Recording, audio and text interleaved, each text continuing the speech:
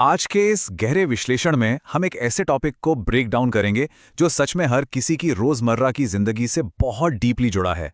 सब्र और आजमाइश। लाइफ में मुश्किलें तो आती ही हैं, राइट? तो चलिए बिना वक्त ज़ाया किए सीधा इस बात को समझने की कोशिश करते हैं कि जब ये स्ट्रगल्स आते हैं तो इनका असल मकसद आखिर होता क्या है और हमें इन्हें किस तरह हैंडल करना चाहिए। ट्रस्ट मी, ये एक ऐसी चर्चा है जो जिंदगी और उसकी चुनौतियों को देखने का हमारा पूरा नजरिया ही बदल कर रख सकती है। अक्सर हमें लगता है ना कि लाइफ एकदम स्मूथ हाईवे की तरह होनी चाहिए, जहां कोई ट्रैफिक ना हो, कोई स्पीड ब्रेकर ना हो। लेकिन सच्चाई तो कुछ और ही है। ये एक बहुत ही फंडामेंटल बेसलाइन रियलिटी है कि ये दुनिया जिसमें हम रह रहे हैं, ये कोई आरामगाह नहीं, बल्कि इम्तिहान का घर है। लिटरली एक टेस्टिंग ग्राउंड है।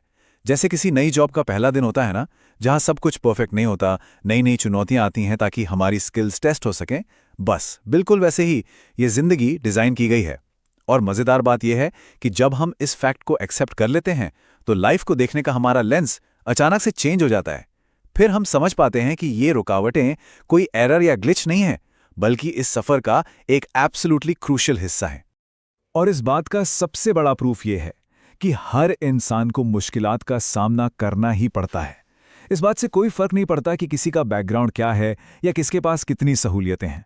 कभी ना कभी किसी ना किसी फॉर्म में तकलीफों से हर एक को गुजरना पड़ता है। चाहे वो करियर में आया कोई सडन सेटबैक हो, फाइनेंशियल स्ट्रेस हो, हेल्थ का कोई इशू हो, या फिर किसी अपने को खोने का बड़ा दुख। जब हम उस स्ट्रगल के बीच में होते हैं तो अक्सर बहुत अकेला महसूस करते हैं, राइट? ऐसा लगता है कि यार सिर्फ मेरे साथ इतना बुरा क्यों हो रहा है। पर एक्चुअली ये स्ट्रगल्स इस बात का सबूत है कि हम सब एक ही ह्यूमन एक्सपीरियंस का हिस्सा हैं। ये एक ऐसी रियलिटी है जो दिखने में थोड़ी कड़वी जरूर लगती है, पर सच में हम सबको आपस में कनेक्ट करती है। अब यहां थोड़ा रुक कर एक बहुत ही क्रिटिकल सवाल पर गौर करते हैं। क्या तकलीफ अल्लाह की नाराजगी है? जब भी कुछ बुरा होता है तो सबसे पहला ख्याल यही आता है ना दिमाग में। एक आम ह्यूमन टेंडेंसी है ये सोचना कि लगता है कोई गलती हो गई, बस इसीलिए ये सजा मिल रही है। हम लोग ऑटोमेटिकली मुश्किलात को किसी अजाब या डिवाइन एंगर से जोड़ देते हैं। जैसे ही बिजनेस में कोई लॉस हुआ या लाइफ में कोई क्राइसिस आई, दिमाग तुरंत इस नेगेटिव लूप में चला जाता है। लेकिन क्या वाकई ऐसा है? ये सवाल हमें मजबूर करता है कि हम अपने उन पुराने ख्यालात और अंदर बैठे उस डर को एक नए एंगल से देखें। और यहीं पर आता है वो लाइफस्टाइलिंग पैराडाइम शिफ्ट। असल बात यह है कि ये आजमाइशें हमारे ईमान का इम्तिहान होती हैं। ये एक बहुत ही प्रोफाउंड रियलिटी है। तकलीफ इसलिए नहीं मिलती क्योंकि ऊपर वाला नाराज है, बल्कि ये मुश्किलें इसलिए आती हैं क्योंकि वो हमारे ईमान का, हमारे यकीन का टेस्ट होती हैं। ये कोई पनिशमेंट नहीं है, ये एक डेलिब्रेट आजमाइश है। इसको इस तरह सोचिए, जैसे सोना आग में तपकर ही कुंदन बनता है, पूरी तरह प्यूरिफाई होता है, बिल्कुल वैसे ही ये आजमाइशें इंसान को अंदर से सॉलिड और मजबूत बनाने के लिए आती हैं। ये इस बात का टेस्ट है कि जब सिचुएशन टफ होती है तो विश्वास कितना स्ट्रांग रहता है। तो सवाल ये है कि इन आजमाइशों का मकसद आखिर क्या है? इनका मकसद सिर्फ ये देखना होता है कि जब डिफिकल्टी आए तो रिएक्शन कैसा होता है। यहाँ एक बहुत ही क्लियर चॉइस सामने आती है, सब्र वर्सेस शिकायत। क्या हम सब्र करते हैं या फिर शिकायत और गिले शिकवे शुरू कर देते हैं? ये वो क्रिटिकल क्रॉस रोड है जहां आकर हर किसी को अपना रास्ता चुनना पड़ता है। जब टेस्ट सामने आता है तो बस यही दो ऑप्शंस बचते हैं, और यही चुनाव ईमान की असली परख होता है। एक रास्ता शांति और इनर पीस की तरफ ले जाता है, और दूसरा रास्ता सिर्फ और ज्यादा बेचैनी और फ्रस्ट्रेशन की तरफ। और अगर इस पॉइंट पर सब्र का रास्ता चुना जाए तो उसकी एक्चुअली में अहमियत क्या है? कुरान और हदीस में सब्र की बहुत ज़्यादा फजीलत बयान हुई है।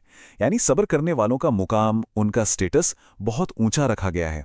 ये कोई आम सी हैबिट नहीं है जिसे इजीली इग्नोर कर दिया जाए, बल्कि एक ऐसी पावरफुल खूबी है जिसे बुनियादी टेक्स्ट में बहुत इज्जत और इंपॉर्टेंस दी गई है। देखिए, सब्र को चुनना कोई आसान काम नहीं होता। दुख में शांत रहना, कंप्लेन ना करना और उम्मीद बनाए रखना, इसमें वाकई बहुत हिम्मत लगती है। पर जब लोग इसे चुनते हैं तो वो एक ऐसी चीज को अपना रहे होते हैं जिसका स्पिरिचुअल लेवल पर मुकाम बहुत बड़ा है। ये सीधा एक हायर पर्पस से कनेक्ट कर देता है।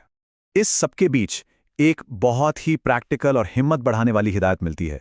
जब मुश्किल वक्त आए तो अपने दिल को मजबूत रखो। अब ये सुनने में तो बहुत सिंपल लगता है, पर प्रैक्टिकली इस पर अमल करना उतना ही मुश्किल है। लेकिन यही वो फाउंडेशन है जिसकी सबसे ज्यादा जरूरत होती है।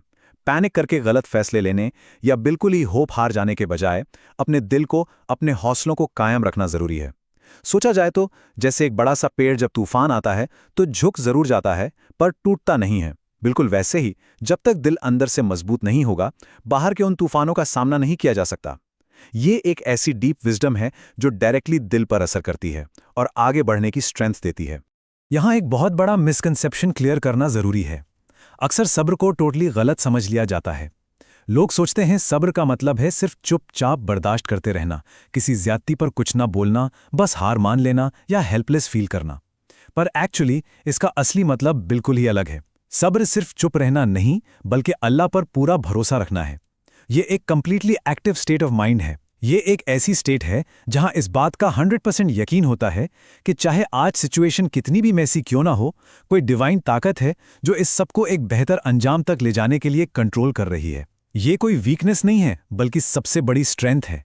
ये इस रियलिटी को एक्सेप्ट करना है कि हर दुखदाई सिचुएशन के पीछे भी कोई ना कोई गहरी हिकमत काम कर रही होती है। तो इस पूरे एनालिसिस को रैप अप करते हुए एक बहुत ही गहरे सवाल पर आते हैं।